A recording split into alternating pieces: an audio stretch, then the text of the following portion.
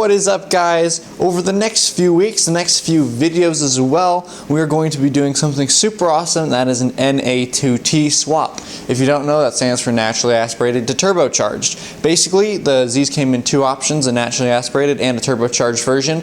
I have the naturally aspirated. You can always check if your plenum says turbo or not, and then if your air intake goes just through here and then up, then it's just naturally aspirated, because the turbo is located right down under there. So what we're going to be doing is we're going to go ahead and be pulling all of the naturally aspirated bits off of this, putting on turbocharged bits, and what I decided to do, instead of just going with the stock turbo and everything and making about 200 horsepower like stock, I went ahead and I bought a bunch of upgrades. I've got an HX35 turbo, which is supposedly the largest you can fit in the stock location. I've got a bunch of oil lines and everything for that, and I bought a massive intercooler piping kit, and hopefully we're going to be able to get this to run all nice and smoothly. But we have about a month before I need to go ahead and drive this again. This is my daily driver, but right now it is winter break, so we will not be needing to drive it as much. So hopefully we can finish this in 4 weeks. The plan is we're going to use NA2T. It's a Type 1 board that you just resolder into your ECU, and that's going to be what we're going to use to tune it. Other than that, I've got a bunch of other little bits and pieces. I've got brand new injectors, a lot of fuel system stuff, and I'm going to take you guys with me through all of it. Today, pretty much what we're going to be doing is just the teardown. So we're going to go ahead and remove this front bumper so we can start mocking up where the intercooler is going to be. And then we're also going to go ahead and take off the intake plenum and a lot of this associated piping here. We don't need any of this intake anymore because we're going to be changing that out. I do have a bunch of fuel system stuff coming in. I think it comes in today in the mail. If not, it's going to be tomorrow. But it might be the same video for you guys, so I don't know. And then we're going to be pulling off our fuel rails. We have brand new billet 6AN aluminum ones from Paul Allnet, if I believe that's correct, and massive 550cc injectors. And I have links to all this stuff, guys, on my website, thezgarage.net. Go to the write-ups and go to NA2T swap. Other than that, guys, we're just going to go ahead and pull a bunch of this stuff off, and hopefully we'll run into some problems along the way. I know we will, but basically what I want to do first is really kind of mock up the intake piping, and the most important part for that is because I just bought a general kit to start out with, and then I'm going to see what tiny small parts that I need to get everywhere after that.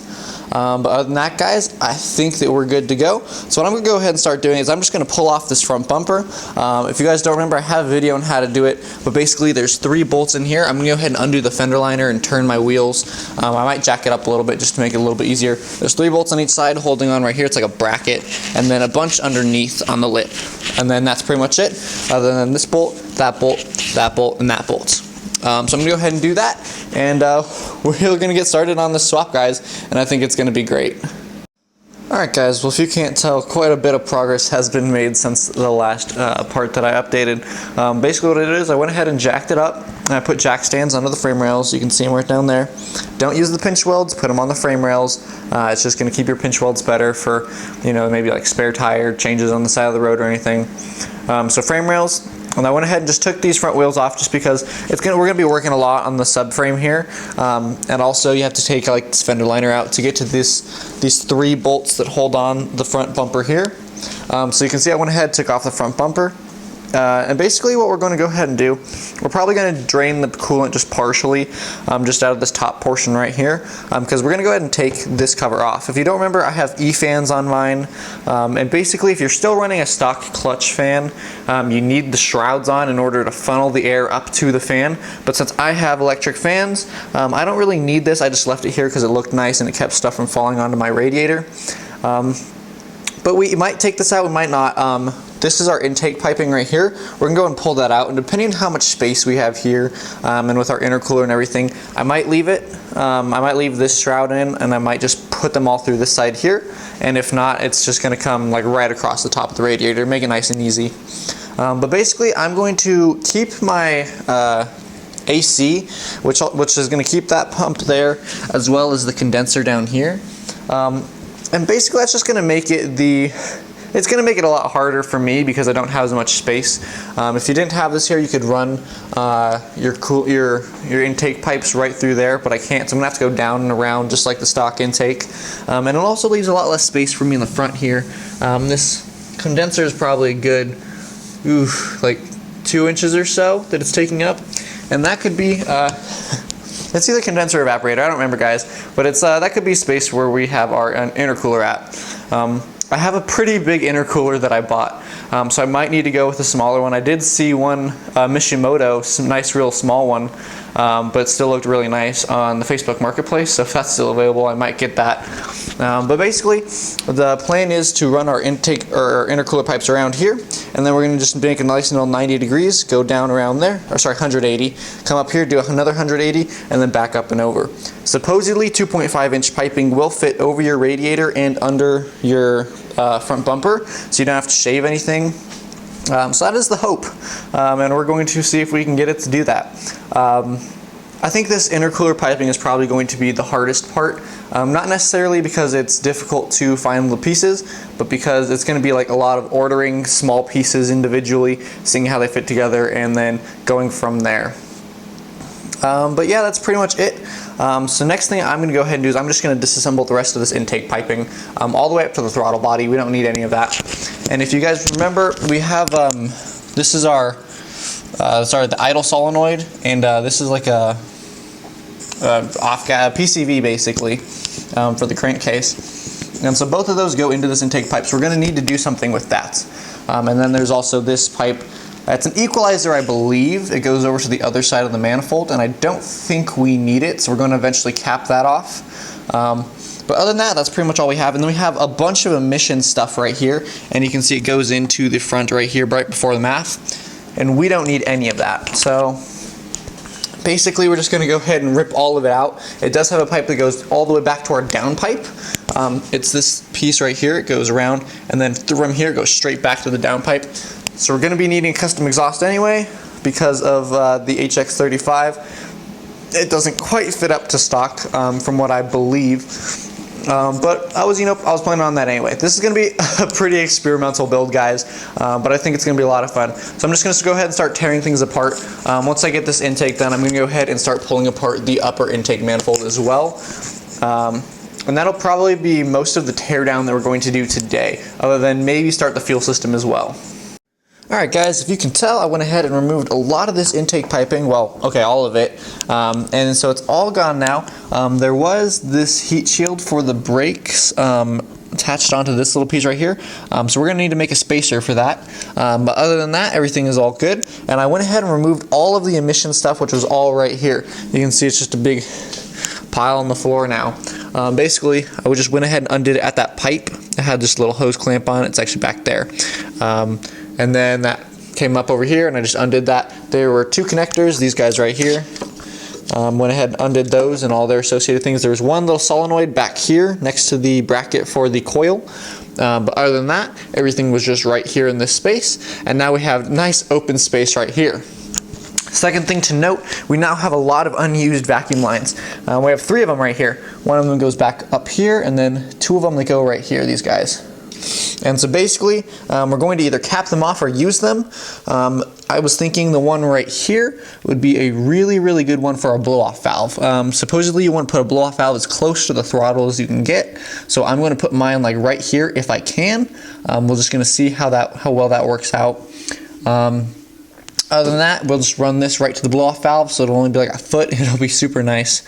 Or we might have to put the blow-off valve like straight up and down in here, but it'll be close enough. We'll just have to see how everything works out with the intercooler piping.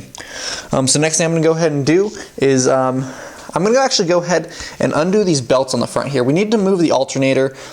This is for 84 through 86 cars. 87... I believe it was 87, 88, and 89. They just put all the alternators on that side.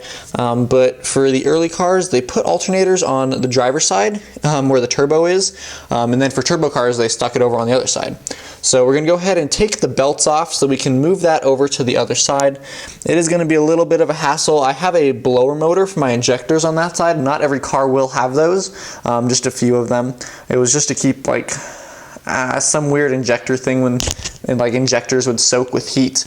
But other way, we're going to go ahead and remove that so we can stick the alternator on that side as well. It kind of goes down underneath that coolant pipe. So I'm going to go ahead and remove the belts, and then once we're done there, I'm going to go ahead and actually pull off this intake manifold. Alright guys, as you can see, I'm in the process of taking the alternator off right now. I went ahead and undid both the alternator and my AC belt. I am keeping my AC, that's one thing. It'll make it a lot easier if I get rid of it, but I want to keep it, see if we can make it work without it. But either way, right now we have the alternator off. This is the Maxima upgrade, so it is a little bit different than the stock piece. I believe this plug was in right there. I believe the stock piece is like down there or something, so it's a little bit different. Not too bad though. One thing you want to make sure of is when you're taking your alternator off, this is a positive right here. It is not a negative, and then there's a negative back there. A positive and a ground, and then this piece. You do not want to switch these up, and you don't want to put the negative on the positive or vice versa, because it will ground out your battery and it will start making big scary smokes and pops. Don't do it. Other than that, it's pretty simple. You got this big piece off the front, that guy there, that guy there. If you want to watch my video on the Maxima alternator upgrade, I kind of go into more detail on how to get the alternator out, but it's pretty simple. You take off the front adjustment bracket and then bolt, and then these guys on the back. So anyway, I'm taking that out, and then we should be good to go ahead and start taking out that other piece. I'm going to do that, not really on camera because not everybody's going to have that, but it should be pretty simple just unbolting it as well.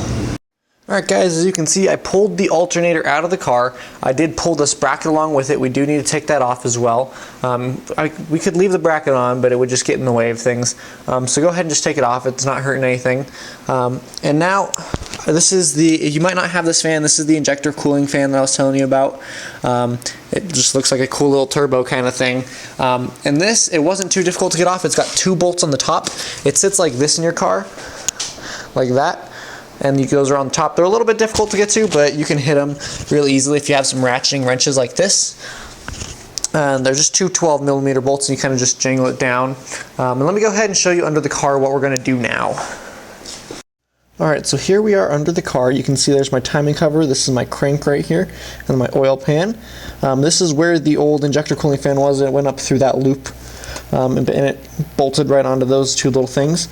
Now you can see we have, so it's a little bit difficult from this angle. We have 1 bolt there, and then we have 1 bolt way back there, right there, and then 1 bolt above this little bracket that thing holds on to. And basically we're going to go ahead and undo this piece now, because that is where our new alternator bracket is going to get onto. And there's this tiny little bolt right here. It's mirrored from the other side. You can see right there it's got a bolt in it, and the other side used to be right there is where our bracket held on, the tensioner bracket. That's basically where we're going to swap everything over to. Now I have those pieces. Alright, you can see here they are. This is the old, or the new tensioner. It's got the bolt on this side, and then you can see these are the 2 bolts on top. That's the 1 bolt on bottom, and this is where our alternator bolts onto. Basically, these are from a donor car. You have to get them from a donor car. There's no real aftermarket pieces unless you wanted to make it yourself, but that's just a lot of unnecessary work. So just go ahead and ask somebody on the Facebook groups, or if you have a parts car in your part yard, go ahead and grab one of these. If you have your alternator on that side already, guys, remember again, you don't have to do this because it's already there for you. But if we have early Z31 with the alternator on the driver's side, then this is what we're going to go ahead and do. I'm going to go ahead and undo the bolts on the engine block right now and bolt this piece on. And then I'm going to bolt this one on, but just very loosely because it doesn't need to be on quite yet. Alright, so I went ahead and left off the alternator for the time being. And now what I'm going ahead and doing is I'm going to take off the upper intake manifold. I do have a video on this. Basically, all you have to do is unplug the idle control. You gotta unplug this guy if you have it. There's these 2 air hoses that go into, or sorry, one of them goes into there. This comes off of the intake. You got a bunch of vacuum lines back here. There are a few things you don't need to undo. This thing that goes into the throttle body, you do not need to. This long hose is all one piece as well. Basically, there's a lot of vacuum lines that go back around this to the other side. You do need to go ahead and get your wiring harness off. So there's a bolt there, and then this little brace kind of thing that holds it on there. There is a ground towards the very back where the cruise control bracket is. This is a ground right here. You can see I've taken it off. And then on this side, we go ahead and unplug our emissions here. Unplug this guy right here. This is our cold start solenoid. Go and pull that guy off. PCV. This is a coolant line we will need to pull. It actually, so this one isn't, but underneath, if you follow like it down straight on the manifold, there is one more coolant line right there. We're eventually going to actually be looping that together, so we don't have to do that anymore. but we do need to get that for the time being. And then, so PCV, I believe that is everything. And then the manifold on this side, I believe there's just going to be 2 bolts right there, and then this 1 bracket back here. Other than that, it looks like it's pretty good. Now what we're going to go ahead and do up in the front, there's these 2 bolts that hold on vacuum lines. Go ahead and take those off. And then last thing is these bolts down the center, just 5 of them, one in the front here. It's hard to see. And they're 6mm hex keys. So other than that, we're just going to go ahead and break each of those off, and then we should be able to lift up our manifold. The hardest thing every time is getting it over this part of the manifold, because your wiring harness will get stuck on it. So I usually get that side over first and then just kind of lift it that way, pull it up and over. But other than that, just kind of pay attention for any loose vacuum lines. There's a lot of them. And there we go. So I'm going to go ahead and take this manifold off, and we're going to make sure to shove something in the intake port so nothing falls in as soon as we take this off. Alright guys, as you can see, I got the intake manifold off, and I also went ahead and took off the fuel rail. You can see here's the fuel rail right here, and then this is the intake manifold. These are all the vacuum lines I was telling you guys about before. Before we put this back in, I am going to go ahead and put a bunch of block-off plates on it. So this guy right here, that guy, and that guy, they're all going to have block-off plates on them. It's just going to help reduce the engine clutter just a little bit, and because we don't have to pass emissions anymore, we don't need all the emission stuff. One thing to note, there is a coolant line that goes in here, and it comes all the way around and then comes out the throttle body right here. I am going to go ahead and delete that. I'm going to put a loop in so that it just kind of goes out. I already got it in here. I'm using just this nice red silicone hose, and basically it just loops it from right there, and then it comes over here. I put hose clamps on both ends, and when this is done, it's just going to be pushed down along like this. So it's still a little bit away from the exhaust, but it's also kind of down out of the way. Really the only reason to do that is just going to be because it's going to make it simpler if we ever have to take off the intake again, or like for me, these are the little hoses that were on the little guys, and they are just kind of nasty, and I'm pretty sure that they're going to start leaking at some point if I keep taking them on and off. This guy was already leaking a little bit, you could see. So I went ahead and just put that loop in, and it's just going to make my life a little bit easier. You don't have to do it, I just had this hose laying around, so I decided to. Other than that, I think I'm going to leave you guys here for tonight. That was pretty much the pretty much all the teardown that we're going to have to do on this car. There is still a little bit of the manifold removal. I'm going to go ahead and give that just a little bit longer. I'm going to wait on that. I will do that all at one point, taking off the old one, putting on the new one, etc., etc. But I'm going to go ahead and leave you guys there for tonight. If you have any questions on what I did today for the taking everything off, go ahead and let me know. And a quick sneak peek, I went ahead and I'm already testing up this super sick intercooler right here. It's not in its final position, and it needs to have a little bit of work done on these pipes here because they're too high still. You can see where the lights are, and it's going to hit the headlight buckets. But it is supposed to, 2.5 inches are supposed to be able to fit over the radiator without having to cut your bumper. So hopefully we'll get that. I might have to do a little chop down there and chop, and then yeah, I can push it over a little bit. But we'll see. I think it'll be super cool once it's done. So there you go, guys. Let me know if you have any questions, and I will see you guys in the next video when we start putting in the fuel system.